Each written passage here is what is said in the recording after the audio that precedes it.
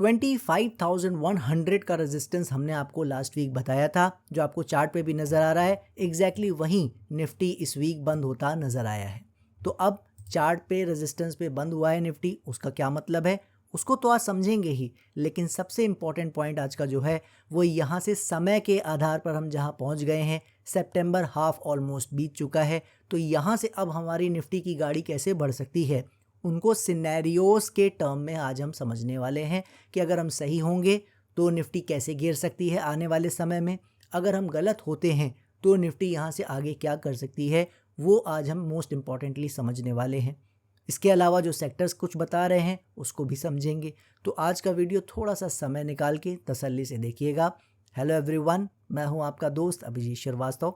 शुरू कर लेते हैं आज का वीडियो और समझ लेते हैं कि निफ्टी के जो रास्ते हैं वो यहाँ से कैसे हमें नज़र आ रहे हैं।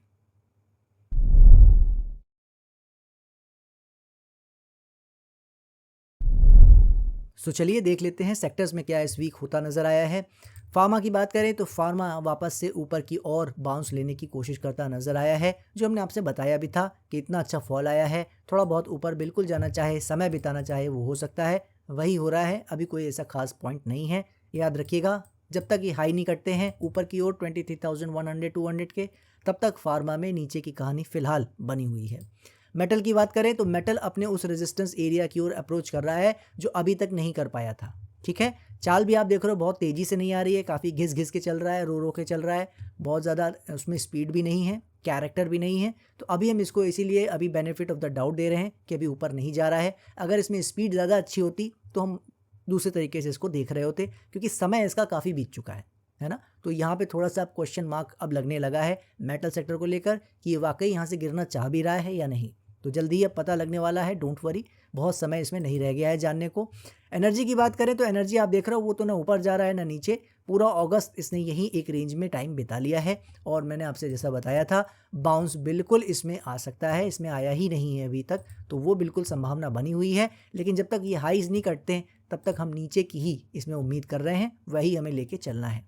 आईटी अगर हम बात करें, जो हम बोलते आ रहे हैं आपसे कि यहाँ कहीं से भी इस लेवल से बाउंस आ सकता है, फिलहाल कोशिश उसी की होती नज़र आ रही है। सपोर्ट एरिया इसने ये 34,000 के आसपास बना लिया है। हमने आपसे बताया भी था कि 32,000 32,500 का एक अल्टीमेट सपोर्ट एरिया है। ये जब तक नहीं कटता है बाउंस इन्हीं एरिया से कहीं से भी ऊपर की ओर आ सकता है, और इतना आ सकता है कि इस हाई के ऊपर भी जा सकता है। याद रखिएगा, इतनी भी जगह इसमें है।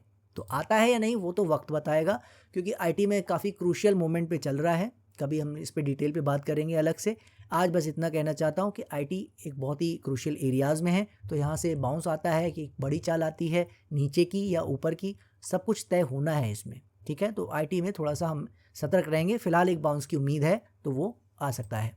ऑटो में जैसा मैंने आपसे बताया था कि ऑलरेडी हमारे हिसाब से जो ये यहाँ तक आ चुका था, और हमने आपसे कहा था कि ये जो पॉइंट है इस हाई के आसपास से अब यहाँ नीचे आना चाहिए, लेकिन ये नहीं आया है अभी तक। आप देख रहे हो ये हमारे रेजिस्टेंस एरिया तक भी पहुँच गया है और वहाँ पे अभी तक खड़ा हुआ है, वहाँ से गिरा भी ज़्यादा नहीं है। तो ये मेरी नज़र में अगर आप मुझसे पूछोगे तो ऑलरेडी ज़्यादा चल दिया है। ये बिल्कुल शो कर रहा है कि ये ऊपर जाने की कोशिश कर रहा है और ये और अच्छी चाल दे सकता है। लेकिन अभी चूंकि क्लैरिटी नहीं आई है तो हम इसमें क्या कर सकते हैं, तो वो एक एरिया देख सकते हैं विच इज़ दिस वन 25,500 400 के आसपास। इसके नीचे चलते ही वापस से ये अपनी जो कहते हैं ट्रैक पर आ जाएगा और नीचे गिरना शुरू हो जाएगा, ऐसा हमारा मानना है। तो उस हिसाब से 25,400 एरिया को फॉलो करेंगे। एफएमसीजी की बात करें तो वो वहीं काम कर रहा है, रेंज में ही है, कई महीनों से है, तो इसमें कोई बात करने का फ़ायदा नहीं है जब तक इस रेंज से ये नहीं निकलता है। उम्मीद ऊपर निकलने की है कि थोड़ा बाउंस बढ़ सकता है, मगर अभी तक नहीं निकला है तो आगे का बता नहीं सकते। जब तक निकलता नहीं है आगे बात नहीं करनी है। पीएसयू बैंक का जैसा मैंने आपसे बताया था, इसका भी समय अब पूरा हो चुका है, यानी ये भी किसी भी दिन, बस हम लोग अब वो दिन का और शुभ मुहूर्त का इंतज़ार कर रहे हैं कि ये कोई अपना दिन चुने, या तो ये नीचे की ओर चल दे जो हम उम्मीद कर रहे हैं, या हमें गलत करके ब्रेकआउट दे दे ऊपर की ओर। तो ये क्या करना चाह रहा है, मेरे हिसाब से बहुत जल्दी इसका अब समय आ गया है, बता देना चाहिए। देखते हैं क्या करता है, कुछ समय और इसका वेट कर लेते हैं। रियल्टी की बात करें तो रियल्टी की जो आप कहानी देख रहे हो वो वही है, हमारे सपोर्ट एरिया के आसपास एक टाइट रेंज में फंसा हुआ है। यहाँ से और याद रखिएगा, गिरना चाहे गिर सकता है, जगह है उसके पास। लेकिन पॉइंट यही कि इतनी बड़ी गिरावट आई है तो बाउंस कभी भी ठीक ठाक आ सकता है, जो अभी तक आपने देखा है इसमें भी नहीं आया है। ठीक है। तो ओवरऑल अगर सेक्टर्स में देखें तो ऑटो ही एक ऐसा अभी तक निकला है सेक्टर जो हमारी सोच से थोड़ा ज़्यादा ऊपर निकलने की कोशिश करता नज़र आया है, मगर अभी उसमें कोई क्लैरिटी पूरी तरह नहीं आई है, तो अभी हम उसको कंफर्म नहीं कर सकते कि वाकई ऑटो सेक्टर क्या ऊपर जाना चाह रहा है। तो वो एक फर्स्ट सेक्टर बन के निकलेगा जो हमारी सोच से अलग काम कर रहा है, ठीक है। और उल्टा हम तो यहाँ बात करते आ रहे हैं कि ऑटो आने वाले महीनों में ज़्यादा ख़राब कर सकता है औरों से, तो यहाँ तो अभी तो उल्टी गाड़ी निकली है, ठीक है। हालांकि हम इतने ऊपर आने की उम्मीद कर रहे थे मगर थोड़ा सा ज़्यादा ऊपर और चला गया है। तो देखते हैं, अब जल्दी जवाब मिल जाएगा कि ऑटो में हम क्या पूरी तरह गलत होने वाले हैं या ऑटो के दिमाग में और कुछ है, अब ये वापस नीचे आने वाला है। सो सेक्टर्स में अगर वैसे देखा जाए तो प्राइस बिहेवियर में कुछ भी ऐसा बहुत बड़ा बदलाव नहीं है, ऑटो थोड़ा सा ऊपर गया है बस, तो कोई खास बात नहीं है। लेकिन जो कुछ अपडेट हैं इसके समय से रिलेटेड वो हम अपने कंक्लूजन वाले सेगमेंट में निफ्टी के साथ बात करेंगे, ठीक है। चलते हैं ग्लोबल मार्केट को समझ लेते हैं, वहाँ क्या हो रहा है। डाउ जोन्स आप देख रहे हो पिछले कुछ हफ्तों से यहीं पे टिका के खड़ा हुआ है, हाईज बार बार नए लग जा रहे हैं लेकिन बहुत ऊपर नहीं जा पा रहा है। मैंने आपसे पहले ही बताया है कि 46,500 से 47,000 का जोन हम ज़्यादा से ज़्यादा वाले एरिया में एक्सपेक्ट कर रहे हैं। इसके ऊपर हम इसे बहुत निकलता नहीं देख रहे हैं। इसके ऊपर अगर डिसाइसिवली पार करेगा तो कुछ नया करेगा, फिर हम देखेंगे। आपकी जो इन्फॉर्मेशन के लिए बता दूं कि डाउ जोन्स में तो फिर भी जगह दिख रही है ऊपर कुछ जाने की, अभी स्पेस है। मगर S&P का चार्ट दिखा देता हूं आपको, इसमें ये ऑलमोस्ट पहुंच गया है वहाँ पे, उसी एरिया में उस जोन पे ऑलमोस्ट पहुंच गया है, पहली बात। और नैस्डैक भी ऑलमोस्ट उस लेवल पे पहुंच रहा है, 24,300 से 500 का जोन है इसका भी, बहुत ज़्यादा ऊपर नहीं है। 25,000 की साइड हम नहीं देख रहे हैं फ़िलहाल नैस्डैक में। तो अगर 25,000 की ऊपर या उस तरफ निकलने की कोशिश करता है तो क्लियरली नैस्डैक बताएगा कि अभी इसमें और तेज़ी ऊपर की ओर फिर बन सकती है, ठीक है। तो ये चीज़ हमें ध्यान रखना है, ये भी अब वहाँ पहुँच रहा है। तो कहीं ना कहीं जो लेवल पे पहुँचने की बातें हम लोग करते आ रहे हैं उसमें थोड़े थोड़े वो कहते हैं ना बहुत ही कम चाल आ रही है, लेकिन ऊपर की साइड ही रही है। तो अब ये कितना घिसेंगे और इन सब चीज़ों को वो आने वाला वक्त बताएगा। रसल की बात करें तो रसल जो है ये 3 आवर का चार्ट है, हम इसे डेली कर देते हैं, उसी पे देखने में कंफर्टेबल रहता है। तो रसल जो है वो अपनी दिशा में है ऊपर की ओर, जैसा हमने आपसे बात की थी। जब तक अब ये सपोर्ट एरिया नहीं कटता है हम इसमें नीचे जाने की उम्मीद नहीं कर सकते हैं। काफ़ी शानदार तरीके से यहाँ से निकला था और वही वो करता नज़र आ रहा है, ऊपर निकल रहा है, ठीक है। इसका रेजिस्टेंस वही है हाई के आसपास वाला 2500 2550। तो इन एरियाज़ को कैसे पार करता है वो फिर आने वाले वक्त में देखेंगे, फ़िलहाल कुछ भी इसमें कहने को नहीं है। कैक की बात करें तो वो अपना वही एज़ यूजुअल, जैसा हमने हाई अपना रिवाइज़ कर दिया था, इस रेजिस्टेंस की जगह थोड़ा ऊपर कर दिया था रेजिस्टेंस को, आप देख रहे हो उसको अभी फ़िलहाल नहीं काट रहा है, ऊपर आने की कोशिश ज़रूर कर रहा है। देखते हैं काट पाता है या नहीं, इस हाई को ही ध्यान रखेंगे। जब तक ये नहीं कटता है तब तक उम्मीद हमेशा नीचे की ही रहेगी, इस बात का ध्यान रखना है। तो रेजिस्टेंस ब्रेकआउट हो जाएगा तो ज़रूर एक चाल हमें फिर मिल सकती है। डैक्स की बात करें तो डैक्स में भी मैंने आपसे बताया था कि इसमें ज़्यादा प्रॉब्लम नहीं है, लेकिन अगर अमेरिकन मार्केट को गिरना है तो फिर ये भी ज़्यादा ऊपर नहीं जा पाएंगे और इनके भी रेजिस्टेंस बहुत दूर नहीं है। फ़िलहाल तो इसने खुद ही एक रेंज बना ली है, अभी उसी में काम कर रहा है। जब तक इसमें से कुछ खास नहीं होता तब तक इसमें टाइम वेस्ट करने का फ़ायदा नहीं है। ये भी याद रखिए सपोर्ट इसका लगा हुआ है, उसी मुकाम पे है। सब जगह वो एक जवाब का इंतज़ार हो रहा है, सब किसी न किसी एक ट्रिगर का इंतज़ार कर रहे हैं। बस आपको आज मैं यही कहूँगा और इसमें ज़्यादा बात नहीं करेंगे। UK 100 भी वही आप देख रहे हो, हाई के आसपास काम कर रहा है, ना ऊपर जा रहा है ना नीचे जा रहा है। निकाई एक बहुत ही अच्छे तरीके से ऊपर निकालने की कोशिश कर रहा है, तो मैं आपको इसके बारे में बता दूं, ये अब काफ़ी हद तक कंफर्म करने की कोशिश कर रहा है, ऑलमोस्ट कर दिया है मुझे कहना चाहिए कि ये आने वाले अब जो महीनों नहीं सालों के लिए बढ़िया करने जा रहा है। तो नीचे आ सकता है, बिल्कुल आ सकता है, लेकिन अगर यहाँ से सपोर्ट अब संभाल लेता है वापस, अगर 38,000 इन एरियाज़ को नीचे काटता नहीं है तो आप देखोगे अब ये करेक्शन कर करके ऊपर ही जाता नज़र आ सकता है। इस बात को इसमें ध्यान रखना है। ब्राज़ील की बात करें तो वो अभी वही है, ये अपने पुराने हाईज़ के आसपास थोड़ा और ऊपर हाई लगा लिया है, मगर इसमें अभी कोई क्लैरिटी नहीं आई है। उम्मीद इसमें अभी भी नीचे आने की ही है, जैसे मैंने आपसे बताया था। समय इसका काफ़ी अच्छा बीत चुका है, ये मैं ज़रूर कहना चाहूँगा, वो हम आपको पहले भी बता चुके हैं। तो इसमें भी आने वाले महीनों में फिर अच्छा हो सकता है, मगर पहले एक फॉल आ सकता है।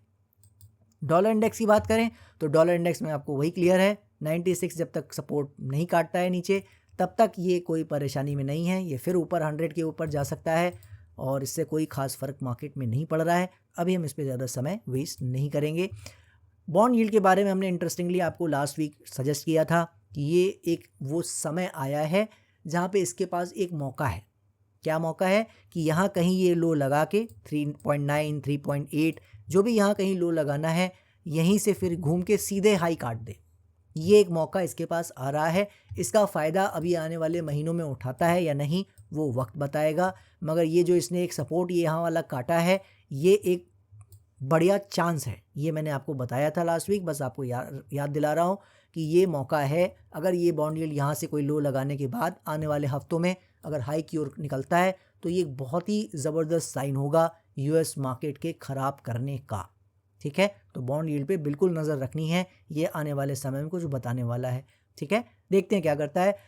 यूएसडी आईएनआर आप देख रहे हो हाई के ऊपर ज़रूर गया है लेकिन कहीं जा नहीं रहा है। हमने आपसे जैसा बोला था 88 89 का जोन काफ़ी तगड़ा रेजिस्टेंस है। इन एरियाज़ के ऊपर निकल जाए हम उम्मीद नहीं कर रहे हैं, निकलेगा तो हम बिल्कुल मान लेंगे। ठीक है, देखते हैं क्या करता है। क्रूड ऑयल की बात करें तो क्रूड ऑयल वही रेंज में है, तो उसमें भी कोई बात करने का फ़ायदा नहीं है। 83 के ऊपर जब तक नहीं जाता है तब तक क्रूड ऑयल के कारण कोई भी प्रॉब्लम मार्केट में आने वाली नहीं है। और आने वाली प्रॉब्लम जो हम लोग उम्मीद कर रहे हैं उसमें क्रूड ऑयल का रोल हमारे हिसाब से होना चाहिए नहीं, ऐसा हमारा मानना है। बाकी देखते हैं क्या करता है। इसके अलावा अब हम देखते हैं चलते चलते गोल्ड को, तो गोल्ड बहुत अच्छे तरीके से निकालने की कोशिश करता चला आ रहा है। कई आप में से कुछ लोगों ने पूछा भी मुझसे कि अब क्या गोल्ड ऊपर निकल गया है, तो मैं आपको बस इतना ही कहना चाहूँगा कि 3550 का एरिया हमारा इसने काटा ज़रूर है। कैरेक्टर वाइज कैंडल भी अच्छी हैं मगर बहुत नहीं है। ठीक है, ये बहुत ज़्यादा कैंडल नहीं है। ऊपर आप देख रहे हो रेंज बाउंड बना रहा है, लेकिन अगर आप देखते हो और कुछ दिन यहाँ खड़ा रह गया तो फिर ये ऊपर जा सकता है। ठीक है, नीचे गिरना नहीं चाहिए, बस आपको और कुछ दिन देखना पड़ेगा, क्योंकि ऊपर गया नहीं ना, या तो ऊपर चला जाता तो हमें पता लग जाता कि हाँ अभी ऊपर जा रहा है। ठीक है, और ये रेजिस्टेंस जो यहाँ पहुँचा है गोल्ड, वो हमारे गोल्ड में नहीं पहुँचा है। मैं आपको दिखा दूँ, ये 109,000 है। यहाँ पे गोल्ड का जो रेजिस्टेंस अब आ रहा है, मतलब ये वाला रेंज वाला की बात नहीं कर रहा हूँ, ये तो काट ही गया था, ब्रेकआउट दे गया था तो चाल आ गई है। इसमें जो रेजिस्टेंस है वो 111 वाला है, शगुन वाला 111,000। ठीक है, एक रेजिस्टेंस यहाँ एक अवेलेबल है, इसको काट जाएगा तो फिर और तेज़ी हमें देखने को बिल्कुल मिल सकती है, ऐसा हम कह सकते हैं। बाकी देखते हैं क्या होता है। ओवरऑल तेज़ी में ये है ही है, वो हमने पहले ही आपको बता रखा है कि गोल्ड में कितनी तेज़ी होगी, हम उसमें ज़्यादा बहुत इंथुसियास्टिक नहीं हैं। हालांकि फंडामेंटली गोल्ड पे ही लोग बेट कर रहे हैं, क्योंकि वर्ल्ड की मार्केट में जो भी यूएस से खफा है वो अपनी जो करेंसी है, जो डॉलर रखते थे रिजर्व्स, उसको घटाकर गोल्ड ही खरीदा रहा है, राइट। और ये आज से नहीं हो रहा है, पहले से हो रहा है, हम यहाँ बात कर चुके हैं उसकी। तो पॉइंट यही है कि वो गोल्ड उस कारण से आप कह सकते हो ज़्यादा अच्छे से चल रहा है, लेकिन गोल्ड में हमारा इंटरेस्ट उतना नहीं रहा है जितना सिल्वर में रहा है। जाते जाते सिल्वर का चार्ट आपको दिखा देता हूँ। 128,000 पहुँच गए हैं, बिल्कुल ज़बरदस्त तरीके से भाग रहा है। 50,000 से 60,000 से कहाँ से हम इस चैनल पे टेलीग्राम पे बात करते आ रहे हैं, डबल हो चुका है वहाँ से सिल्वर। इससे ज़्यादा आगे कुछ कहने को मेरे लिए नहीं है। आई होप आप सिल्वर के मूव को एंजॉय कर रहे होंगे। तो ओवरऑल अगर हम अपने मार्केट को समझें, ग्लोबल मार्केट को, तो वहाँ से अभी कुछ इशारा नहीं मिल रहा है, सिवा इस बात के कि बहुत ही घिस के हाइक तो लग रहे हैं, लेकिन हम लोग उस एरिया में पहुँच गए हैं यूएस मार्केट के टर्म में। यूएस के जितने भी इंडेक्सेस हैं वो ऐसी जगह पहुँच ही गए हैं ऑलमोस्ट, जहाँ से वो कभी भी कोई ट्रिगर पॉइंट अगर आता है तो सीधे धड़ाम से गिर सकते हैं। तो इसलिए थोड़ा सतर्क रहेंगे यूएस मार्केट के बेसिस पे, और उसका इम्पैक्ट हमारी मार्केट पे कितना पड़ता है नहीं पड़ता है वो तो जब कुछ होगा तभी पता लगेगा। आज उसके बारे में बात करने का फ़ायदा नहीं है। ठीक है, तो देखते हैं क्या होता है। फिलहाल ऑलरेडी आप देख रहे हो यूएस मार्केट में तो नए हाइज लग रहे हैं, निफ्टी में तो अभी नहीं लगे हैं। ठीक है, बाकी बातें अभी करेंगे कंक्लूजन में निफ्टी के बारे में। चलते हैं पहले और अपने इंडेक्सेस देख लेते हैं, जो हमारे अदर चार्ट्स हैं, मेन चार्ट्स। जूनियर निफ्टी की बात करें तो जूनियर निफ्टी बहुत ही बढ़िया तरीके से एक रेंज में काम कर रहा है। मैंने आपसे पहले भी बताया हुआ है, ये भी उस कैटेगरी में है कि इसका समय पूरा हो चुका है, या तो अब इसको यहाँ से ब्रेकआउट दे देना चाहिए, हमारे व्यू को ख़राब कर देना चाहिए, और या तो आप देखोगे ये बहुत जल्दी ये नीचे की ओर काटता नज़र आएगा लेवल, और जल्दी ही बहुत ब्रूटल तरीके से गिरता नज़र आएगा। हमारा व्यू नीचे का ही है, लेकिन अगर मार्केट के दिमाग में कुछ और है तो पता लग जाएगा, देखते हैं। ठीक है, तो जूनियर निफ्टी में भी बहुत जल्दी जवाब मिलने वाला है, डेट तारीख तय करना है बाकी है, बस मुहूर्त जिसको बोलते हैं। तो स्मॉल कैप की बात करें तो स्मॉल कैप में वो बाउंस अभी ठीक से आया ही नहीं है। हमने बात की थी कि इतनी अच्छी गिरावट आई है तो थोड़ा आ सकता है बाउंस, तो थोड़ा बहुत तो हमने देखा बाउंस आता हुआ, लेकिन और प्राइस में आना चाहे तो इसमें जगह है, आता है या नहीं वो उसकी मर्ज़ी है, मगर बिल्कुल आना चाहे तो आ सकता है। 16,500 का लेवल जिस दिन ब्रेक कर गया उस दिन स्मॉल कैप की कहानी थोड़े बड़े समय के लिए ख़त्म हो जाएगी। आपको पता है वो फिर थोड़ा कई महीनों के लिए फिर और अच्छे से गिरता नज़र आ सकता है। अभी तक तो ब्रेक किया नहीं है तो अभी ज़्यादा बात उसमें करेंगे नहीं। उम्मीद हमारी आपको पता ही है नीचे की ही है, राइट। हम काफ़ी नीचे इसको देख रहे हैं, बाकी देखते हैं क्या होता है। बात करते हैं अगर सीधे चल के बैंक निफ्टी की, तो बैंक निफ्टी हमारा जो है बहुत ही परफेक्ट तरीके से जो एक बियरिश इसको बोलते हैं बिहेवियर, वो बियरिश बिहेवियर ही है। स्लोली एंड स्टेडी ऊपर चल रहा है। अब अगर इसमें बहुत तेज़ी ऐसे चाल नहीं आई तो ये आप देखोगे बहुत जल्दी ही ये वापस घूमता नीचे नज़र आ सकता है।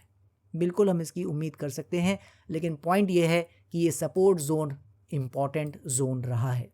ठीक है, क्यों रहा है ये कंक्लूजन में डिस्कस करेंगे। बार बार इसको डिस्कस करने का मतलब नहीं है, लेकिन ये काफ़ी इंपॉर्टेंट एरिया रहा है। तो कोई अगर बहुत ही इंथुसियास्टिक है मार्केट के बारे में कि नहीं मार्केट यहाँ कहीं लो लगा के ऊपर जाने वाली है, तो बैंक निफ्टी का लो यहीं कहीं लगने वाला है या लग चुका है, ये आप समझ लीजिए। हमारी नज़र में नहीं, मैं पहले क्लियर कर दूं, अगर कोई बहुत मार्केट में बुलिश है तो वो समझ ले कि बैंक निफ्टी में ये एरिया कट जाए, उस हिसाब से तो फिर मुश्किल है। ठीक है, हम इसको कटता देख रहे हैं क्योंकि हम बैंक निफ्टी को काफ़ी नीचे जाता देख रहे हैं, इस बात को याद रखिएगा। ठीक है, क्योंकि आज हम सारी बात कवर करने वाले हैं सिनेरियोज़ की, आने वाले कुछ महीनों की। तो हमने कहा कि जो व्यू है पुराना जो चला आ रहा है उसको एक बार रिवाइज कर देते हैं। ठीक है, अब आ जाते हैं निफ्टी पे और सारी चीज़ों को समझ लेते हैं यहाँ पे क्या चल रहा है और हमें इस चीज़ों को कैसे डील करना है। ये आ गए हम निफ्टी के चार्ट पर। अब हम निफ्टी के चार्ट पर आते हैं तो हमने जो लास्ट वीक बात की थी पहले उसको समझ लेते हैं क्या हुआ है, और फिर बड़े व्यू में सिनेरियोज़ को समझेंगे क्या हमें नज़र आ रहा है। शॉर्ट टर्म में अगर आप देखते हो तो शॉर्ट टर्म में हमने 25,100 के एरिया की बात की थी। प्रैक्टिकली हमने आपको जो बताया था लेवल वाइज वो ये 25,000 का एरिया जो जीएसटी का हाई लगा हुआ है, जीएसटी वाले खबर पे न्यूज़ पे जो हाई लगे थे, हमने आपसे बताया था प्रैक्टिकली इसके ऊपर बहुत ज़्यादा टिकना नहीं चाहिए। 25,000 25,100 इस जोन में ज़्यादा से ज़्यादा आना चाहिए और यहाँ कहीं से ये आपको नीचे की ओर जाता नज़र आ जाना चाहिए, ऐसा हमें लगता है। ठीक है, हमने इसकी बात की थी, हमने देखा कुछ ज़्यादा हुआ नहीं। इस वीक भी वैसे ही थोड़ा बहुत रेंज बाउंड रहा और मार्केट क्लोज करते करते इस वीक 25,100 के आसपास आपने देखा एक हाई मारा और वहीं पे क्लोज करता नज़र आया। तो मैंने आपको पहले भी बताया है ना यहाँ पे कि मार्केट मेरे साथ कुछ स्पेशली खेलती है, इसको मज़ा आता है मेरे लेवल के आसपास खेलने में। या तो ये लेवल काट जाता है इस वीक तो फिर हम उसकी बात करते अलग तरीके से, और या तो यहाँ से गिर चुका होता तो हम उसकी बात कर रहे होते। दोनों ही काम नहीं किए साहब ने और हमारे रेजिस्टेंस पे आके टिका गए। ठीक है, तो अगर हम बिल्कुल शॉर्ट टर्म यानी कि नेक्स्ट वीक 1 और 2 वीक्स की बात करें तो इसमें कुछ भी कहने को नहीं है। सिर्फ इतना समझ लीजिए 25,100 का हाई लगा गया है। हाई लगाने को ये जो 25,200 230 ये जो रेजिस्टेंस लगा हुआ है, हाई लगाने को यहाँ तक भी लगा सकता है, लेकिन इसके ऊपर हम बहुत ज़्यादा जाता हुआ नहीं देख रहे हैं। आपको पहले मैंने बता दिया है, मेरी नज़र में तो काफ़ी आ गया ऑलरेडी, तो यहाँ कहीं से बिल्कुल इसे घूम जाना चाहिए, हम यही उम्मीद कर रहे हैं। ठीक है, इसमें कुछ भी कोई डाउट मन में नहीं रखना है, इसके ऊपर हम बिल्कुल भी उम्मीद नहीं कर रहे हैं, लेकिन हमारी उम्मीद और हमारी सोच से तो मार्केट चलती नहीं है, तो हमें प्रिपेयर हर तरीके से रहना होता है। तो शॉर्ट टर्म का व्यू समझ लिया आपने। ऊपर का रेजिस्टेंस इस वीक का भी वही है 25,100, जहां मार्केट क्लोज कर गई है। ज़्यादा से ज़्यादा हाई लगाने को 200-250 के आसपास ये बिल्कुल हाई लगा सकता है, वो हम उम्मीद कर सकते हैं कि इतना हाई लग सकता है आनन फानन में और वापस वो हाई लगा के घूम के वापस आ सकता है, ये हम एक्सपेक्ट कर सकते हैं। इससे ज़्यादा उम्मीद नहीं कर सकते, फिलहाल हम लोग नहीं कर रहे हैं। ठीक है, तो देखते हैं क्या करता है। सपोर्ट के तौर पर वही रहेगा जो हमारा रेजिस्टेंस था, वो सपोर्ट की तरह काम करेगा 24,800 के आसपास, 750 के आसपास। जब तक ये 800 750 का एरिया नहीं कट रहा है तब तक फिर वही बात है, ये यहाँ ऐसे थोड़ा बहुत समय बिताना चाहे तो बिता सकता है, कोई ख़ास बात यहाँ पे ऐसी नहीं है। सो ये होगी बात आने वाले वीक के बारे में कि अगर आने वाला वीक कैसा बीत सकता है, उसकी हमने यहाँ पे डिस्कशन कर लिया है। अब हम समझते हैं कि जो हम फैब मार्च 2025 से बात करते आ रहे हैं, क्या बताते आ रहे हैं फैब मार्च 2025 से कि इसको 2025 पूरा ख़राब रखना है। आपने देखा है कि थोड़ा बाउंस तो आया, कुछ चाल आई नीचे से, लेकिन ऊपर बहुत गया नहीं, और जो चाल थोड़ी बहुत स्टॉक्स में आई थी आपने देखा वो वापस नीचे आने शुरू ऑलरेडी हो चुके हैं, जो ये फॉल आया है निफ्टी में बहुत नहीं आया है, लेकिन स्टॉक्स में वो फॉल ऑलरेडी आना शुरू हो चुका है, कईयों में ऑलरेडी आ भी गया है ना। तो आप देखोगे बेसिकली वो कहीं जा नहीं रहे हैं, लेकिन हमारा पॉइंट क्या रहा है कि अब यहाँ से इसको गिर जाना चाहिए। यही बात करते आ रहे हैं हम। सितंबर अक्टूबर का मंथ हमने आपको स्पेसिफिकली इसके लिए बताया है, ठीक है। कैसा फील मैं सितंबर अक्टूबर मंथ के लिए करता हूँ उसका एक एग्जांपल मेरे दिमाग में आ रहा है, तो उसको भी लगे हाथ बता देता हूँ। नॉर्मली आपके घर आने का समय 6 o'clock से 6:15 के आसपास होता है। शाम को आप उस समय घर आ जाते हैं ऑफिस से।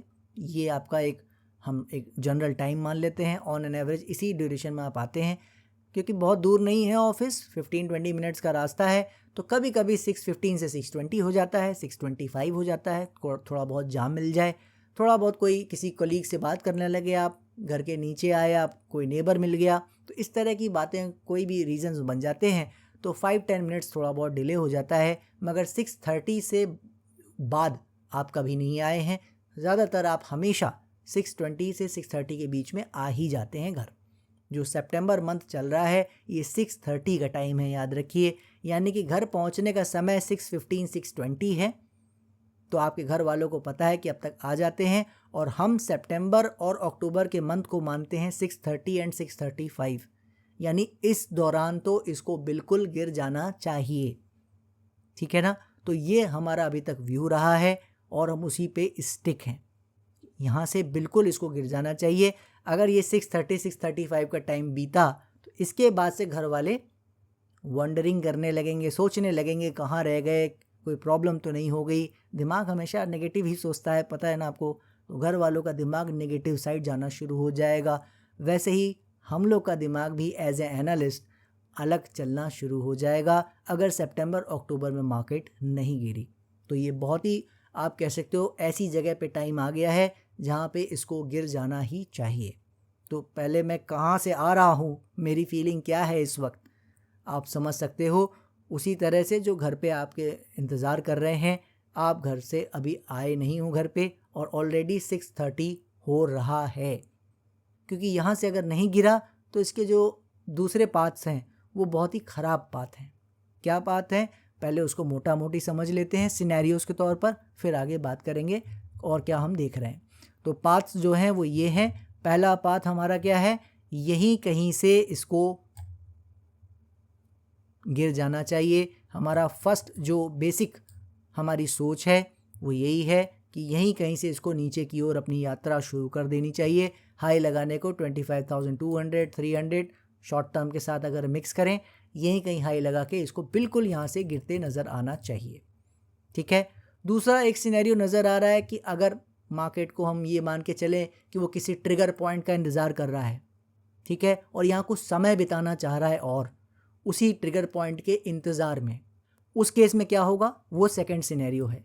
सेकंड सिनेरियो में क्या हो सकता है, आप यूजुअली देखोगे जो पॉसिबिलिटी है जिसको यहाँ पे पब्लिक बात भी कर रही है, तो साइकोलॉजिकली समझने की कोशिश कीजिएगा।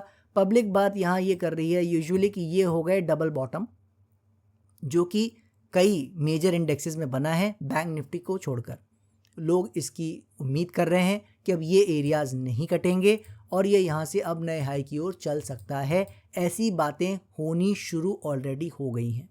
तो साइकोलॉजिकली क्या होगा, अगर आप हमारे वीडियोस और चैनल से जुड़े हुए हैं और सुनते आ रहे हैं, हमारी बातों को देखते आ रहे हैं, एनालिसिस को, तो आपको पता है ये बात कि फिर उस केस में क्या होता है, हाइज एक बार कटते हैं, लोगों को वो बिलीव दिलाया जाता है। तो उस केस में क्या होगा, सेकेंड सिनेरियो हमारा फिर यहाँ से क्या हो सकता है, तो ये हाई 25,650 700 जो भी है, इसको एक बार ये काटने बिल्कुल जा सकता है। फिर 25,800 से 26,000 के जोन में कहीं वहाँ बिल्कुल ये पहुँच सकता है, ठीक है। इस जोन में ये बिल्कुल फिर ये आ सकता है, मगर उसके साथ एक क्लॉज है, कंडीशन है।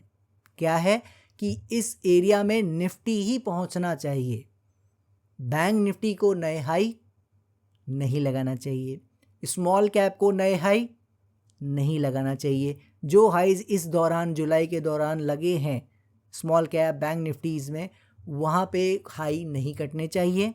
जो थर्ड हमें नज़र आ रहा है, जो सबसे आप कह सकते हो ख़राब पॉइंट है, और हम उम्मीद भी नहीं कर रहे हैं, ना होना चाहिए। वो क्या है? वो ये है कि ये ना ऊपर हाई काटे ना ये ऊपर लो काटे, और ये इसी जोन में कहीं और कुछ महीने के लिए फंस जाए। अब आप कहोगे कि ट्रेंड तो तीन ही तरह के होते हैं, तीनों ही आप सिनेरियो के तौर पर गिना रहे हो, लेकिन उसके पीछे कुछ कारण है, उसको समझने की कोशिश कीजिए। क्या है? ये जो अगर ये थर्ड सिनेरियो हो जाता है, ये जो आपको थर्ड सिनेरियो हम बता रहे हैं, अगर ये हो जाता है किसी भी कारण से कि यहाँ पे अक्टूबर भी खड़ा रह गया, नवंबर भी खड़ा रह गया, ऐसा कुछ होता नज़र आता है, तो आप ये समझ लेना इसकी प्रोबेबिलिटी ज़्यादा हो जाएगी कि फिर ये ऊपर निकल जाएगा, फिर नीचे का प्रोग्राम कैंसिल होता नज़र आ सकता है आने वाले कुछ महीनों के लिए और। ठीक है, फिर वो कभी नहीं आएगा या कुछ कभी आएगा लौट के, वो फिर बात की बातें हो जाएंगी, वो आज बात करने का फ़ायदा नहीं है, लेकिन फिर वो हमारे व्यू को कुछ महीनों के लिए तो ख़राब कर ही देगा। ठीक है, तो इसीलिए थर्ड सिनेरियो नहीं होना चाहिए। इसकी बात करते करते मैं अपना व्यू क्लियर कर देता हूँ। इसका हम ना उम्मीद कर रहे हैं और ना ही इसे यहाँ होना चाहिए। और एक है फोर्थ सिनेरियो, जो फोर्थ और लास्ट सिनेरियो कौन सा है, जो हमेशा हम डिस्कस तो करते हैं लेकिन हम बिल्कुल उसके ऑपोजिट होते हैं। यानी कि ये क्या करेगा, फिर ये यहाँ से जो पब्लिक उम्मीद कर रही है, आजकल जो बातें चल रही हैं, ये बिल्कुल नए हाइस की ओर 26,500, 27,000 एंड व्हाट नॉट, किसी भी लेवल की ओर फिर ये ऊपर चलता नज़र आएगा। और इसकी उम्मीद यहाँ से हम अभी नहीं कर रहे हैं। तो इसीलिए आप समझ रहे हो, अब ये चारों हमने सिनेरियो आपसे डिस्कस किया, तो अब आपको एक मोटा मोटी आइडिया लग रहा है कि मैं किस पॉइंट पे आ गया हूँ। मैंने आपको वो एग्जांपल भी देने की कोशिश की कि घर आने का समय 6:15 6:20 है और हम 6:30 अब सितंबर पे खड़े हैं, 6:30 हो चुका है। तो यहाँ से आगे जितना भी समय बढ़ेगा, घर वाले चिंता करेंगे ही, उनके मन में उल्टे सीधे विचार आएंगे ही। उसी तरह हमें भी फिर इसको लेकर अलग विचार करना पड़ेगा ही।